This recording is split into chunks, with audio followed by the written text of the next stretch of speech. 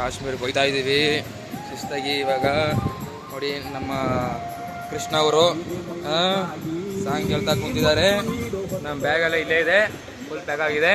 ಇದೇ ನಮ್ಮದು 18, 19, 20, 21 ಶಿಷ್ಯ ಇಲ್ಲಿ ನಿಂತವನೇ. ಇಲ್ಲಿ ಗಾಳಿ ತಗೋತಾ ಇದ್ದಾನೆ ನಮ್ಮ ಹುಡುಗ ಮನೋಜ. ಅವನ ಜೊತೆಲಿ ಇಲ್ಲಪ್ಪ ಅವನು ಇವನು ಇಲ್ಲೇ ಇದ್ದಾನೆ. ಒಳ್ಳೆ ವ್ಯೂ ನೋಡ್ತಾ ಇದ್ದಾನೆ. ನೋಡ್ರಿ ನೀವು ನೋಡ್ಕೊಳ್ಳಿ ವ್ಯೂನ.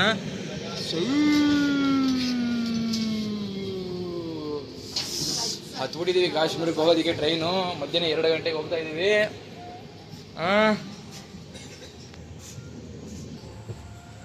ಇವತ್ತು ಬಿಟ್ಟಿದ್ದೀವಿ 26ನೇ ತಾರೀಕು.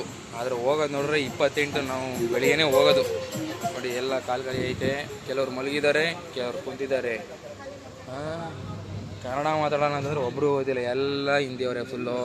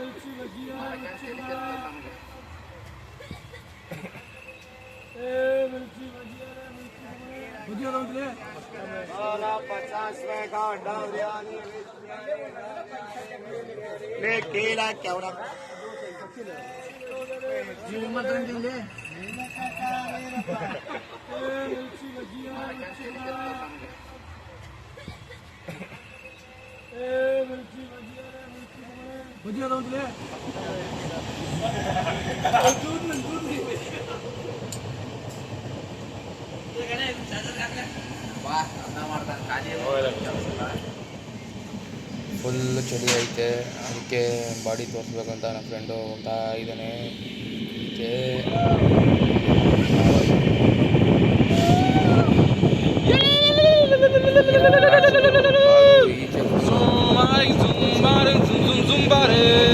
ಚಳಿ ಹೊಡಿತೈತೆ, ಚಳಿ ಹೊಡಿತೈತೆ, ಜುಂಬಾರೆ ರೇ ಬಾ ಬಾ.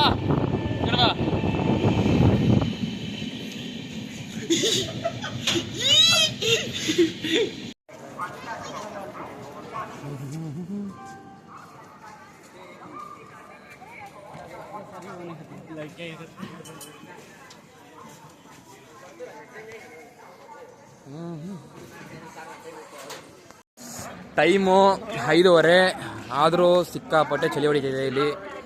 ಬೆಂಗಳೂರು ಥರ ಅಲ್ಲ ಇಲ್ಲಿ ನೋಡಿ. 12 ಬಂದೈತೆ. ಟೈಮು 5:35 ಆದರೆ ಇಲ್ಲಿ ಸಿಕ್ಕಾಪಟ್ಟೆ ಚಳಿ ಸ್ಟಾರ್ಟ್ ಆಗ್ಬಿಟ್ಟಿದೆ ಇವಾಗಲೇ. ಬೆಂಗಳೂರು ಥರ ಅಲ್ಲ ನೋಡಿ. ಎಲ್ಲ ಜಾಕೆಟ್ ಗೀಕೆಟ್ ಹಾಕೊಂಡು ಓಡಾಡ್ದವ್ರೆ. ಇದು ಪರೋಟ, ಇದು ಇಲ್ಲಿನ ಪರೋಟ ಇದು.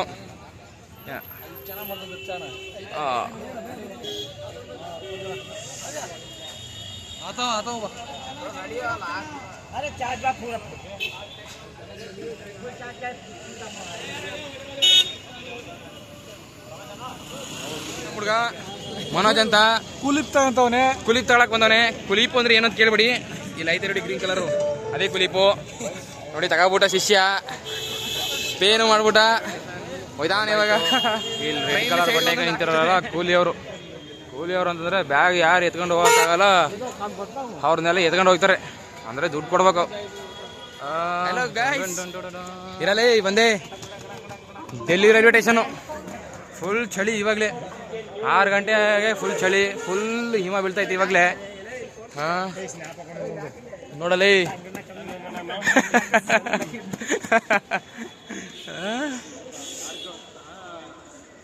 ಏನು ಇಷ್ಟು ಇವಾಗಲೇ ಹಿಮ ಬೀಳ್ತೈತಲ್ಲ ಇಲ್ಲಿ. ಹಲೋ ಗೈಸ್, ಇರಲೇ ಬಂದೆ ಡೆಲ್ಲಿ ರೈಲ್ವೆ ಸ್ಟೇಷನು. ಫುಲ್ ಚಳಿ ಇವಾಗಲೇ 6 ಗಂಟೆಗೆ ಫುಲ್ ಚಳಿ, ಫುಲ್ ಹಿಮ ಬೀಳ್ತೈತೆ ಇವಾಗಲೇ. ನೋಡಲೇ